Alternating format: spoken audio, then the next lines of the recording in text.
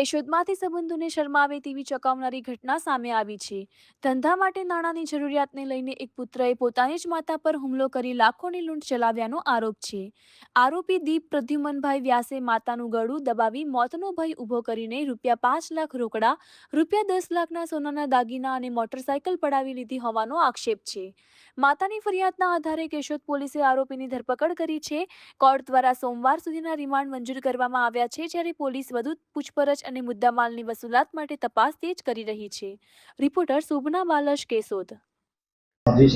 કેશોદ શહેર વિસ્તારમાં રહેતા પ્રફુલ્લાબેન જયંતિભાઈ દવેનાઓએ તેઓની ફરિયાદ જાહેર કરેલી છે કે તેમના દીકરા દીપ પ્રદ્યુમનભાઈ વ્યાસનાઓ આજથી આશરે એકાદ મહિના પહેલાં તેઓના રહેણાંક મકાન ખાતે આવેલા અને તેઓને હાથ પકડી માર મારેલ તેમજ ફરિયાદીબેનનું ગળું દબાવી તેઓને મૃત્યુના ભયમાં મૂકી ફરિયાદીબેન પાસે રહેલ રોકડ રકમ ₹5 લાખ તથા ફરિયાદીબેનના સોનાના દાગીના જેની અંદાજિત કિંમત ₹10 લાખ મળી કુલે 15 લાખનો મુદ્દામાલ ફરિયાદીબેન પાસેથી બળજબરીથી કઢાવી લઈ અને જતો રહેલો હોવાની તેમજ ફરિયાદીબહેનના કબજાનું મોટરસાયકલ જેની કિંમત ₹60,000નું પણ આ કામેના આરોપી લઈ અને જતા રહેલો હોવાની ફરિયાદ અનુસંધાને તાત્કાલિક આરોપીને પકડી ધોરણસરની કાર્યવાહી કરવામાં આવેલ છે।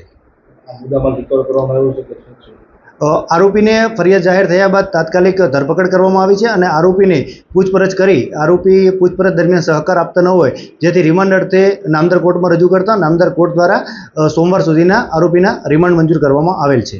આરોપી શું કામ ધંધો કરે છે અને અગાઉ કંઈ ગુનામાં આવે છે? આરોપીની પ્રાથમિક પૂછપરછમાં આરોપીએ જણાવ્યા મુજબ આરોપી રજવાડી ચાની હોટલ ખોલી જુનાગઢ ખાતે હોટલનો ધંધો કરતા હોવાની જાણકારી મળી છે।